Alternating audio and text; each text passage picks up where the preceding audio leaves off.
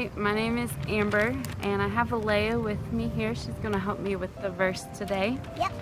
Alea, what's the verse? 2 Timothy 4:12. Be an example in what you say and how you live. All right, thank you. We're going to say that again. My thought today is being an example is not an option. Whether we realize it or not, we are all examples to someone, whether it's our kids, co-worker, stranger we just passed by on the street. We all know the popular phrase, actions speak louder than words. And I don't try to be creepy, but sometimes I like to sit back and watch people, because you can just learn a lot about a person sometimes.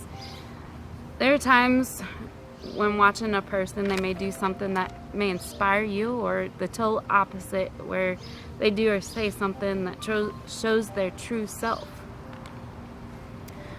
So, what kind of example are you?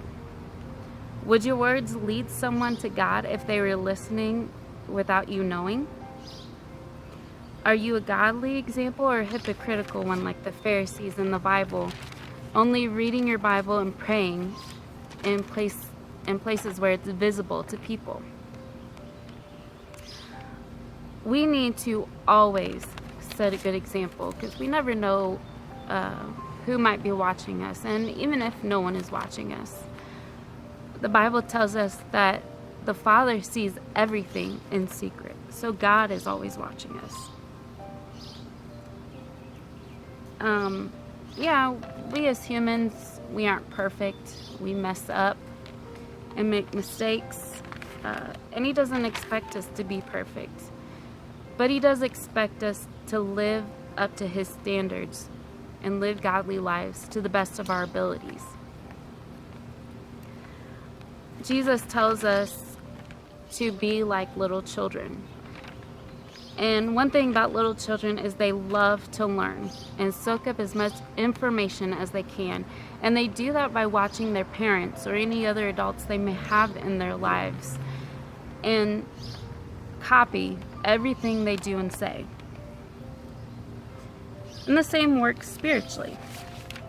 Someone who may be new to living for God may watch someone who has been living for God for years so that they could learn. And this will probably happen more as our church grows. And that's why it is vital to pattern our lives after Christ. So how do we set a good godly example? Well, before anything, to be the right example, we must follow the right examples ourselves. So who do you look up to? Are they living the right godly life they need to? Directing, pointing people to God? And then here's a few that I found in the Bible that will help us set a good godly example. Matthew 22:37 through 40. Love the Lord your God with all your heart, soul, and mind. And the second commandment, love your neighbor as yourself. Titus 2:5 through 12. Live wisely, be pure, do good. Let everything you do reflect the integrity of your teaching. Live with wisdom, righteousness, and devotion to God. And then Philippians 2:12 through 16 tells us to obey God with deep reverence and fear, do everything without arguing and complaining, and to hold firm to the word of life. And then my next question is why? Why should we set a godly example? In Matthew 5:16, it tells us that's how we let our light shine.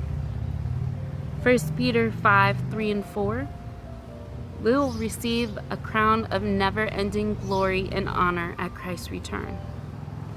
And then Matthew 7:15 and 16 says, if we set a godly example, That's how we are identified. That's how we are set apart from false teachers and prophets.